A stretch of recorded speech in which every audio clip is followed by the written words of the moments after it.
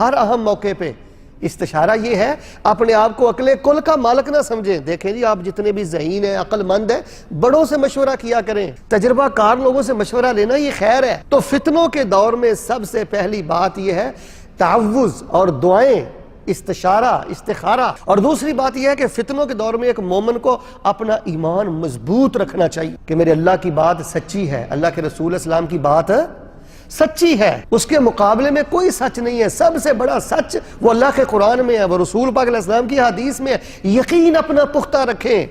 ایک مومن کے یقین میں، ایمان میں تزلزل نہیں آنا چاہیے. اعمال میں آگے بڑھیں. نبی علیہ السلام نے فرمایا کہ بڑے بڑے خطرناک فتنے ہوں گے، علم کے نام پہ جہالتیں ہوں گی، قتل و غارت ہوگی، فسادات ہوں گے، آوارگی ہوگی، بے رحمی ہوگی، تمہارے ایمان کو لوٹا جائے گا. فرمایا نیک اعمال میں آگے بڑھو، بادرو، آگے بڑھو، ایک دوسرے کو کراس کرو نیک اعمال میں. تو میرے پیارے بھائیو، ایک مومن بندے کو فتنوں کے دور میں تعوذ، دعائیں، ایمان کی پختگی اور نیک اعمال میں آگے بڑھنا چاہیے. اور تیسری اہم ترین بات یہ ہے التمسک بالکتاب والسنہ، قرآن و حدیث کے ساتھ چمٹ جائیں. قرآن جو ہے یہ فتنوں سے بچاتا ہے، رسول علیہ السلام کی احادیث جو ہے وہ فتنوں کی نشاندہی کرتی ہیں، بندے کو فتنوں سے بچاتی ہیں. تمسک بالکتاب والسنہ، شرعی علم یہ ہے، اس کے ساتھ چمٹیں. یہ جو جالیات کے ذریعے اور بصائر الہدایہ کے ذریعے یہ جو دروس ہوتے ہیں، ان دروس میں بیٹھا کریں. چلے میں بڑی بات نہیں کرتا، میں تو چلو پاکستان سے ہوں، میں کہتا ہوں کہ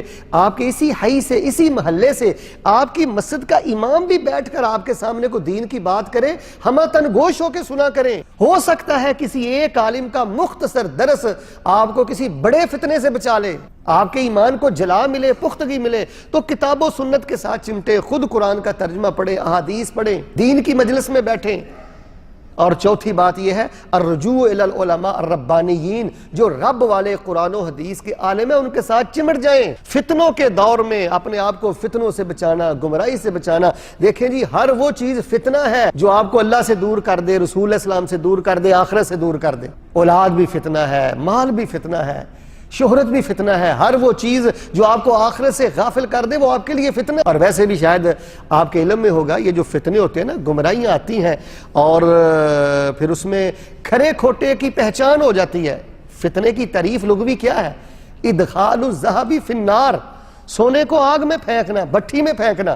جب آپ سونے کو بھٹی میں پھینکتے ہیں تو سونا الگ ہو جاتا ہے، کھوٹ الگ ہو جاتی.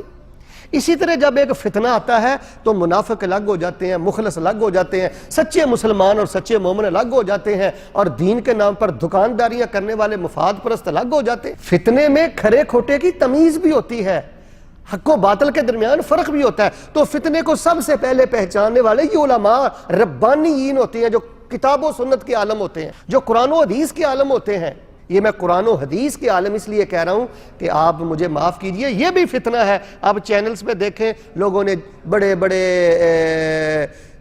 رومال لیے ہوئے ہیں اور بڑے بڑے جبے کبے ہیں اور بڑی بڑی دستاریں ہیں، لیکن وہ شرک کی دعوت دیتے ہیں، بدعات کی دعوت دیتے ہیں، قصے کہانیاں بیان کرتے ہیں. یہ چھوٹا فتنہ. داڑھی ہے، تسبیح ہے، اور وہ اہل علم کا لبادہ اڑا ہوا ہے، اور سادہ مسلمانوں کے دین کے ساتھ وہ تماشا کرتے ہیں. تو جو کتاب و سنت کے علماء ہیں، یہ اللہ کی نعمت ہے، ان کے ساتھ چمٹے. فتنوں کے دور میں میں یہ سمجھتا ہوں دو چیزیں سب سے زیادہ کارآمد ہے. ایک علم شرعی قرآن و حدیث سے چمٹ جائیں، اور ایک کتاب و سنت کے حامل علماء سے چمٹ جائیں. اور اسی طرح سب سے اہم ترین بات، ایک مومن اور مسلمان کو فتنوں کے دور میں کیا کرنا چاہیے.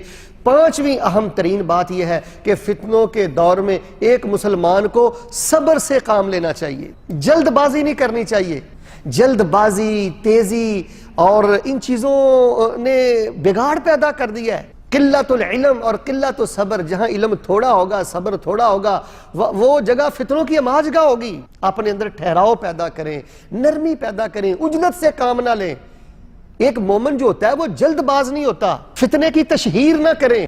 ہمارے برِ صغیر پاک و ہند میں دیکھیں، چینلز پہ لوگ بیٹھے ہوئے ہیں، فتنوں کی تشہیر کرتے ہیں، برائیوں کی تشہیر کرتے ہیں.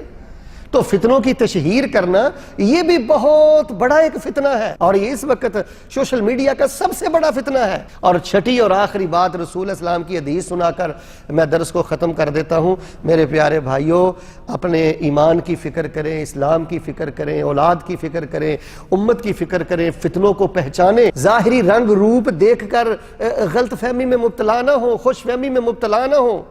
چھٹی اور آخری بات، فتنوں کے دور میں ایک مومن اور مسلمان کا موقف کیا ہونا چاہیے، وہ کہاں پہ کھڑا ہو، اس کا کیا کردار، وہ اپنی ذاتی اصلاح پر توجہ دے۔